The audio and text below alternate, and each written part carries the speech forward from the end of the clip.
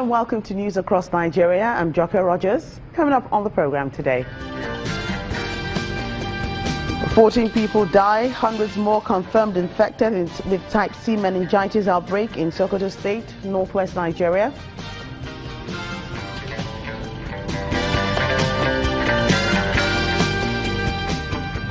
The Vice President, Professor Yemi Osinbajo, asks Nigerians to use locally made products and grow local industries.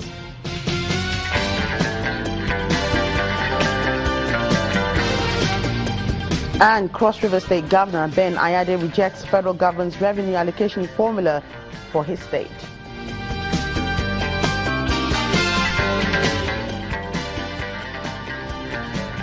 Fourteen people have died, while over 300 others are confirmed to be infected in an outbreak of type C meningitis in Sokoto State, northwest Nigeria. Our correspondent in Sokoto reports that officials of the State Ministry of Health have been traveling to towns and villages with emergency response ambulances to evacuate those infected and educate the locals on prevention measures. We have recorded 14 deaths that are confirmed from cerebral meningitis as of yesterday. As I've told you, we're going to have evening review meeting today with all the teams, back at the Ministry of Health to restrategize and see how we can move forward in 5 local governments as hotspots, including Tureta, Bodenga, Wamaku, Gada, as well as Dengeshuni. An emergency response and Kebi. Emergency response teams have been discharged since 2 days ago, 15 in numbers, comprising of doctors, nurses, pharmacists, and laboratory and scientists, with enough medicaments, commodities, as well as other, logistics to contain, the scourge.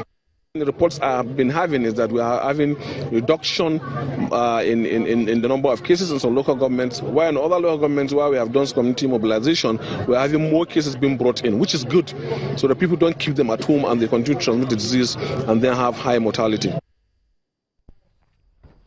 Maternal and child mortality is a major health challenge in Nigeria, with the northeast zone having a high prevalence rate.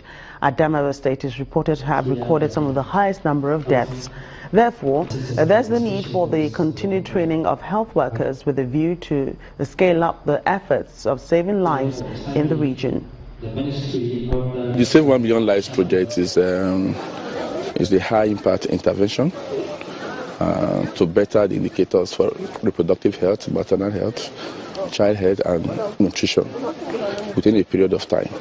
So this training is to bring the service providers together as the frontline service providers, to reorient them, for them to acquire skills to be able to deliver on these projects, so that they can go back and put these skills that we have acquired here over time, into practice. The kind of values we expect is that, there is the component of nutrition, there is the component of service delivery, and then there is the component of attitude. When you go around, there are instances where these are choices that people make that lead to these losses. People don't attend antenatal services as at when due. When women are pregnant, they wait until complications develop before they are rushed to private hospitals or facilities. So we really want to also bring it to the attention of both the parents, the woman and the man, that attending ANC is very, very important. The Nigerian Security and Civil Defense Corps Benue State Command has been accused of abandoning a young boy in the course of being treated for gunshot wounds after an accidental discharge by men of the command. 17-year-old Godwin Agada was shot in Otupa during a civil unrest in the area. The victim's uncle is seeking the refund of over 100,000 naira in medical bills from the NSCDC command, failure of which the family will take legal action. 17-year-old Godwin Agada is yet to be discharged from hospital following gunshot wounds to his side. He sustained the injuries during a civil unrest in Otukpa area of Benue State, while men of the Nigeria Security and Civil Defense Corps were trying to disperse protesters. It's alleged the shots were fired by officers of the Corps. While the NSCDC command is not denying the incident, the victim's family is unhappy over the way the hospital bills have been handled. Since then, they brought him to the hospital. They have not done anything. That's why I wrote this letter to the state commandant asking them to come and take full responsibility of medical treatment and upkeep of the boy. And since then, they didn't do anything until my lawyer pressured again, and they now brought this letter, which does not even make any sense. This is the command's version of the story. Being that we are a security organization and our aim is to protect life and property, we did. We came to carry this boy, whoever he might be, and took him to a clinic there. And then my area commander paid a ton of 38 or 39,000 naira for the private clinic to handle him, to resuscitate him. And that was done. Now, is it because of the kind gesture of being a security agency to rescue life that now we have been blackmailed that we are the people who shot them? Now, then who shot my men? Who beat my men with the cutlass? Then it is my men who broke bottle to be my own colleague, to be their own colleague, to tear my own colleague. Again, the family disagrees with the account of the NSCDC boss and threatens legal action if nothing is done. What I'm asking the civil defense to do is come and take responsibility. This is life we're talking about. They swore an oath to protect life, not to end it. This is what has happened to my brother. They cannot just turn their back. It could be anybody. It's been established that Godwin Agada was not part of the unrest.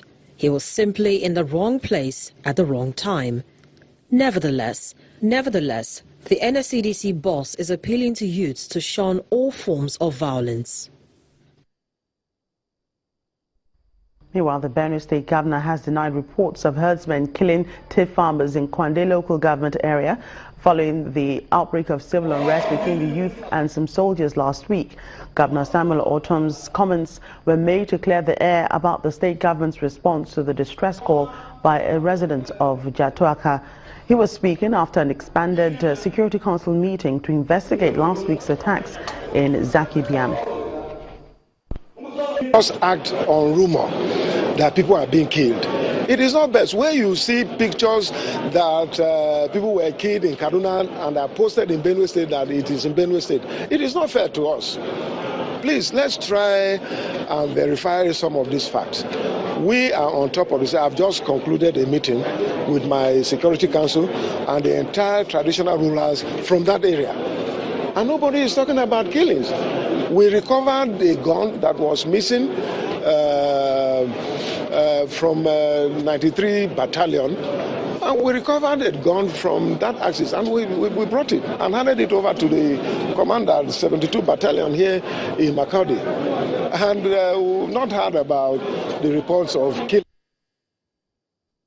Well, it's been a busy week on the Gulf of Guinea as 30 countries take part in an exercise to Obangame Express. The exercise is to promote intra-agency and transnational cooperation and coordination on maritime safety and security. Rear Admiral James Oluwale, the commander, Task Group 17.1, says 3 of the Nigerian Navy ships, Centenary, Okpabana and Segbama, have been deployed for the exercise. Maritime security, anti-piracy simulation exercises are built for this year's Operation Obangame, and the NNS Okpabana is charged to lead the course. To master this vast maritime space requires that knowledge is expanded and tactical skills updated. This is one maze the Nigerian Navy cannot afford to be lost in. Anything short of that means that the nation's largest resource base is left unprotected. First port of distress call is by the Cameroonian waters, and the Special Boat Service Squad, with instruction from the commanding officer, lead the anti-piracy raid. Only light weapons are required for the exercise, with a helicopter providing a cover. During operations on the high sea, precision and appropriate timing are of essence, and so this exercise alongside a French Navy ship is meant to test those skills. At the time that we expected to commence the exercise, the target vessel, which happens to be the French Navy ship, we were able to raise her at the RV position, and the exercise commenced. And this part of the exercise is the maritime interdiction operation exercise. Next exercises are on busting drug trafficking and illegal fishing vessels, criminal activities that are also rampant on our water space. NNS Agbama and Centenary are deployed for that operation. It has enhanced the operations that we are used to carrying out by way of information sharing, by way of intelligence gathering and coordination between the ship and Maritime Operations Center. The exercise winds down and some participants speak on the impact on their job. What this exercise has done for us is bringing NIMASA and the Nigerian Navy to a closer working relationship. It will enhance the operation of our custom officers. Exercise Obangame Express was conceived in 2010 and it means togetherness. From the Gulf of Guinea, I'm Chris Illems, reporting for Channels Television News.